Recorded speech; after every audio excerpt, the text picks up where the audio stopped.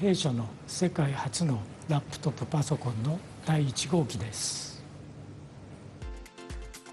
The initial model was developed in 1985.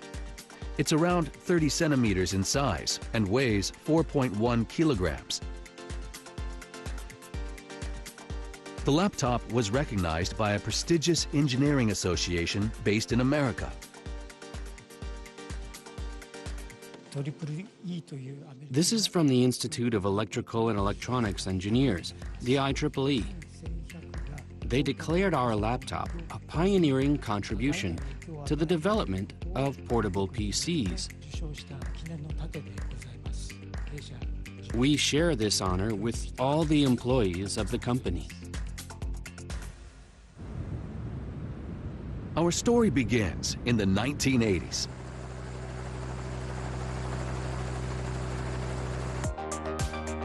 It was a time when desktop computers made by an American company were becoming common in offices around the world.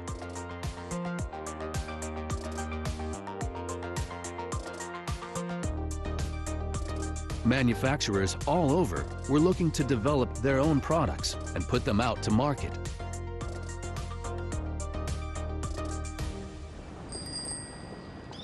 This major Japanese tech company was part of the competition. But they had entered the market late, and competition was fierce. There was talk of shutting down the computer department.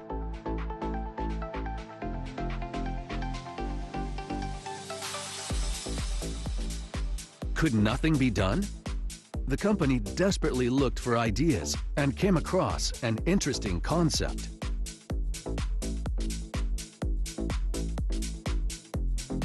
An American computer scientist had proposed his vision for a personal computer. He believed a computer had to adapt to people and support their lifestyles.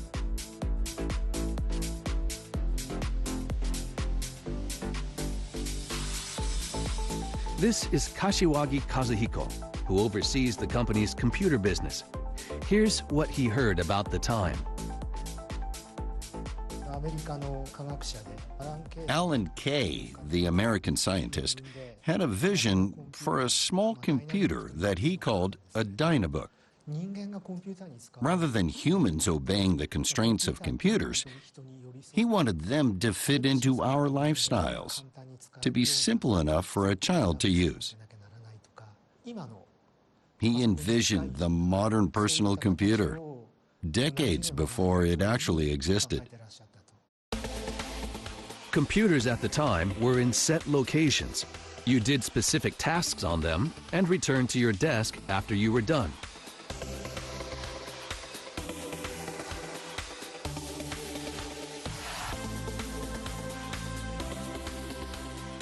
The developers wanted to turn the desktop computer into something compact and light. If it was portable, you could do the work whenever and wherever you wanted. That kind of flexibility would make it a true personal computer.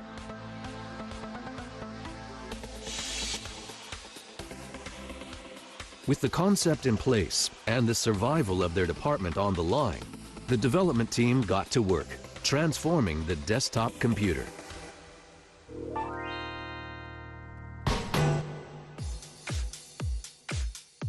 How to make a small computer. The team started with the main body.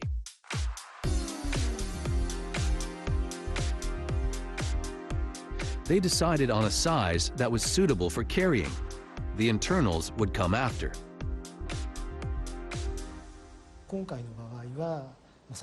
For this project, the team determined the external design first. If we had started with the insides instead, it would be too tempting to settle on something larger. After deciding the size, there would be no compromises. We wanted it to be truly portable and convenient to use. So we picked the size and designed the insides after. But there was another problem: the computer's display. How could they make it portable and include something so large? The team evaluated their options. Their final idea took a cue from these.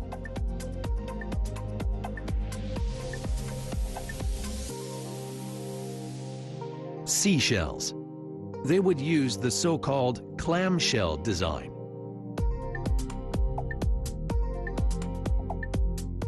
The main unit would have a built-in rechargeable battery, keyboard, and a thin LCD display.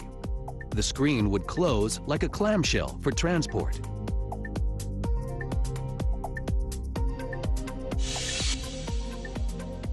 The entire unit was smaller and thinner than a desktop, but they would still need to fit around 1,000 components inside.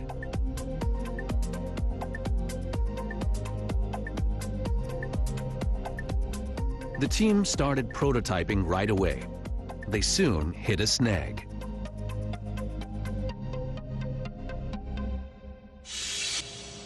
The motherboard. Their design required a smaller board, and it would need to have fewer components on it.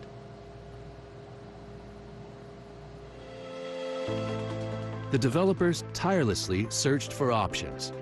They came across a company that had successfully created smaller chips by packing in more transistors.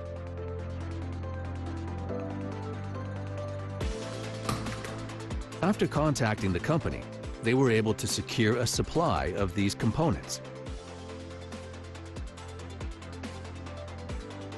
With the new chips in hand, all the necessary components would fit on the board. The new design had the same capabilities as a desktop, but was less than half the size.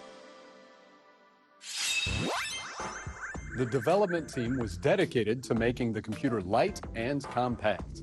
But in order to finish their product, they still had to figure out a way to incorporate this, the floppy disk. At the time, software was not yet stored on the computer itself due to a lack of memory. Something external was used. Floppy disks. Programs such as word processors and accounting software were run off these disks.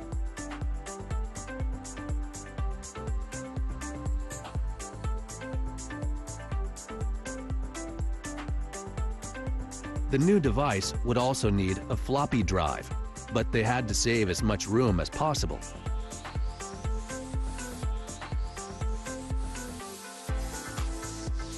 The team looked towards these 3.5-inch floppies, the smallest on the market.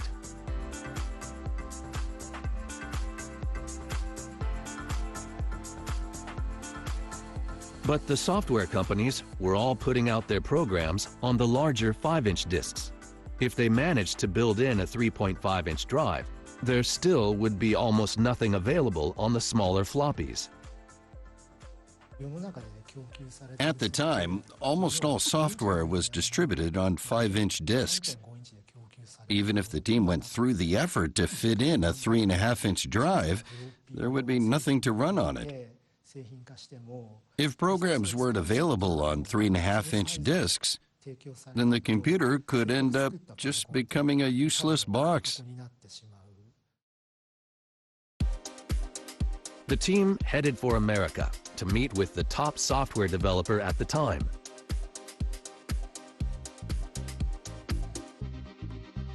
The developers were confident that their new design would soon become commonplace, and asked whether the company could release their software on 3.5-inch disks.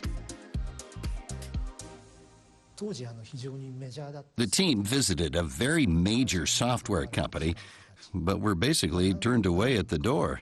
But they persisted and visited many times, explaining over and over again what laptop computers were capable of and how popular laptops were going to be in the future.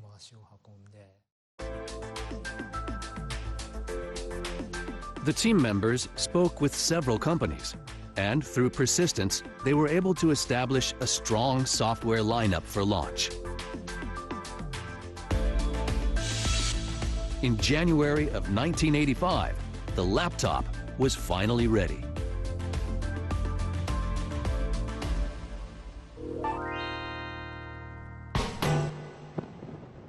The the developers decided to show off their device at an international conference in Germany.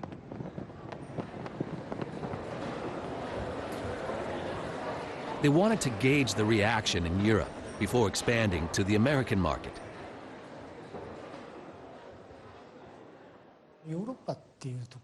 The reason we chose Europe was because the U.S. is a single market, but there are many European countries.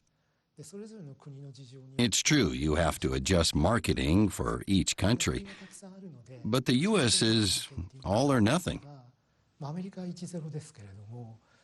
So we thought we'd have a better chance in Europe, and then we could decide what to do after seeing how it was received there. At the conference, the team did their best to show off their product. But there didn't seem to be much interest.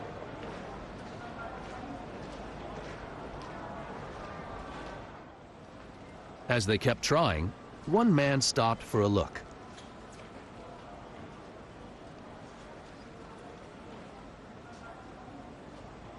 He was a procurement officer for a major German company looking for new company computers.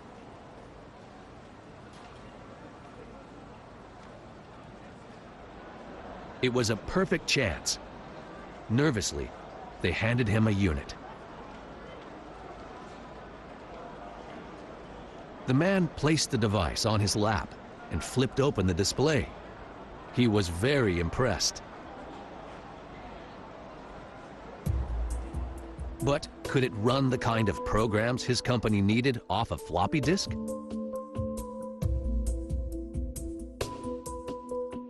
It was the moment of truth for the developers. They handed him a disk to try.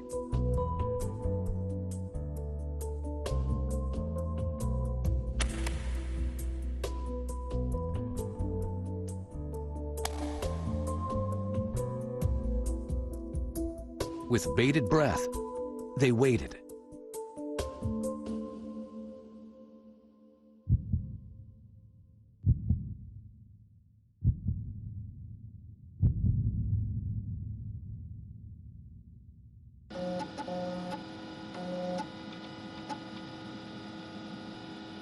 A moment later, the accounting software loaded.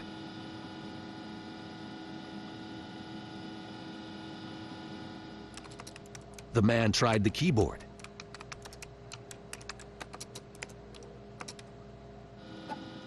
The device responded right away.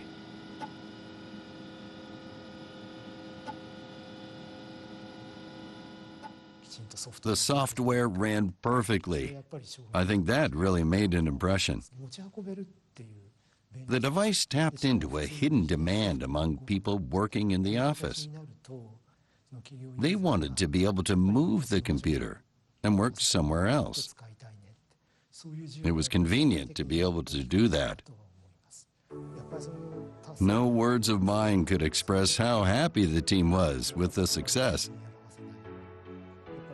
They would have had to keep a straight face, but I bet everyone was jumping for joy on the inside.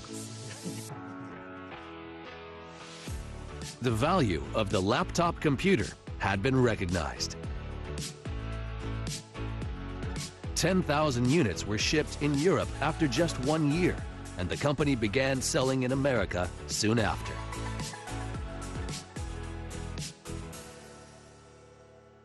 Top inventions.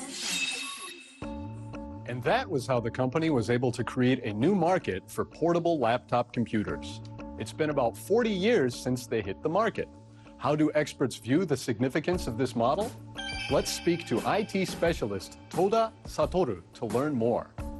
Welcome to the show. Thanks for having me.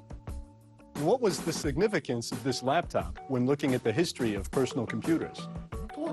A laptop computer was something of a niche product at the time, but nowadays it's something for everyone. I think it's safe to say that first laptop was a game changer. The laptop gave birth to a new way of doing work. In the past, you had to go to the office and use the computer there in order to do work. But with a laptop, you can work from home. This might be a bit of hyperbole, but I think that's a huge change for humanity. Would you say that when computers became portable, it was the first time that people were fully in control of the device?